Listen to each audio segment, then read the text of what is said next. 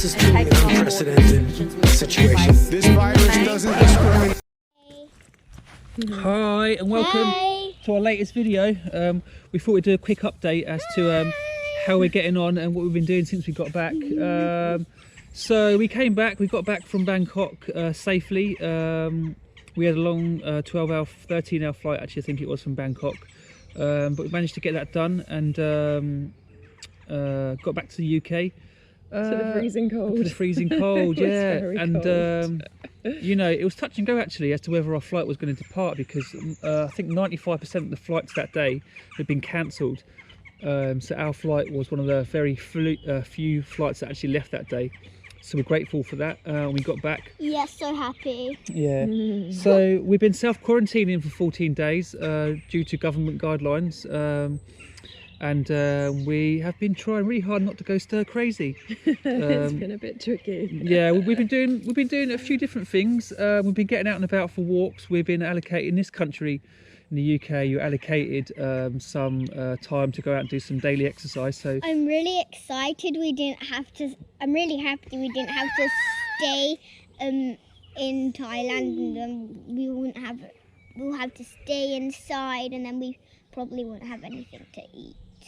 Yeah, so we've been you know, getting our daily exercise. We've been getting out for walks and exploring. Fortunately, we're staying at Nick's dad's, and he lives in Warwickshire, and there's a lot of nice countryside around here and nice walks and places to come outside. So we've been enjoying that, haven't we? Yeah, we've been walking Barney across the big fields.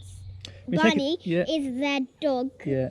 You're taking a dog for a walk? Springer Spaniel, I think. Yes. Yeah, so we've been taking a dog for a walk, been going on walks, we've been doing activities outside, exercises, haven't we? Racing around and getting some running exercising done. Oh yeah, we've got, while we did the running, we all like going up to the clump back there, and thus we run around the clump, and before we go to the clump sometimes, and we go to the bridge of Doom. It's where there's one handle here, one handle here, one handle here, and then you get across to the bit about. Yeah, what is it made of? It's made of a tree, fallen down tree, about a bit of wood without any handles, and then you walk across it. It was really tricky at first. Then we practiced and practiced and practiced and practiced. Every day for the last 14 days. Yeah. But now it's easy, isn't it? Practice makes perfect. Yeah. So fortunately, Nick's dad John has got an allotment across the road, so we've been spending a bit of time out over there. We can work in the land. Yeah, We've gone back working to the land, preparing the land. So that's taken up some time and given us something practical to do. Yeah. To keep us active. Me and Tilly's got a few toys, dolls, so we can play with. So we've been trying to keep ourselves from going stir crazy. You know, we're still really disappointed, still a bit numb inside because the trip abrupted so endly. Sorry. Ended so abruptly. Ended so abruptly, you know, and we're hoping. It all ended very suddenly. Yeah, didn't it? and we didn't prepare for having to come back so early. Like, for example, we always thought if we had to come back early, we'd have some sort of we had some action plans in place about what we could do, where we could go. But because of the virus and how it's affected everything, all those plans have gone out the window. So we can't utilise any of those backup plans. So we're kind of at a loose end, really, sitting tight. Waiting for the world to get back to normal. Hopefully we'll be able to jet off again in a month or two if everything goes to plan. I mean, we're hoping to get some time in August, and anything in addition to that's going to be a bonus. So we're hoping for August that things can operate again, but we'll see. But Nick's dad has been great accommodating us. You know, they were with us in Thailand as you saw. So they had to self-isolate for 14 days, so it made sense for us all to do it together. Right, and also we don't have a home to go home to because we have tenants in our house. So yeah.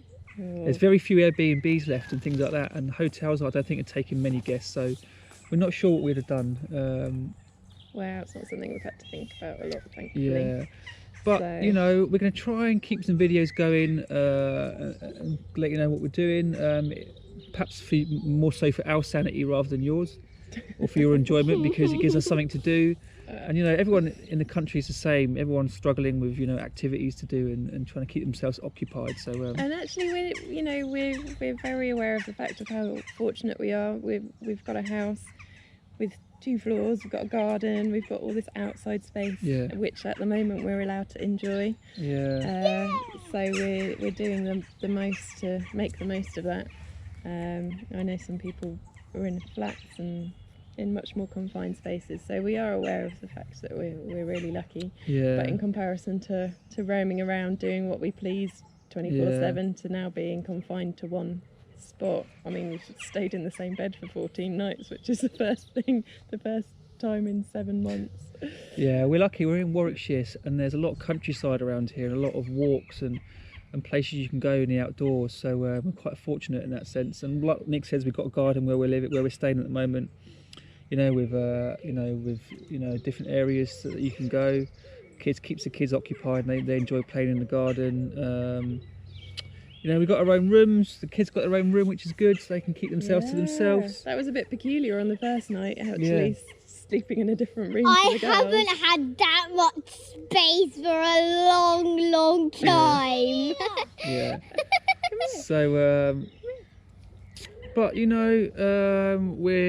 I think we're actually happy to be back in our own country during the pandemic, because we do feel safer. And being in Asia during the pandemic, it's I probably wouldn't have felt very comfortable, especially with the kids. So we're glad we're back, and we're glad we can ride it out here, where we've got family and support and people we know in the system we know. So that's good.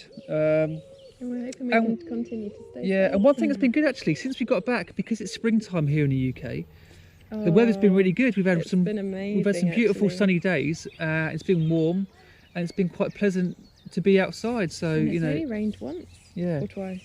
Once, not very much in terms of England. So had it been winter time, it would have been a different story. It probably would have been a lot more depressing. But we've walked 3.53 kilometers. Yeah, I think the plants and everything's coming alive at the minute, and it's getting more beautiful and more interesting by the day. Springtime in the UK and England is really beautiful. Yeah, it's one of it's a really nice time to be here. So it's just, we're lucky not to have come back in the winter. Right, so we're gonna go now, but we'll try and do some more videos and let you know what we're doing. And see you soon. Good luck everyone, and stay safe. Yeah. Bye. Bye. We'll be on the road again soon.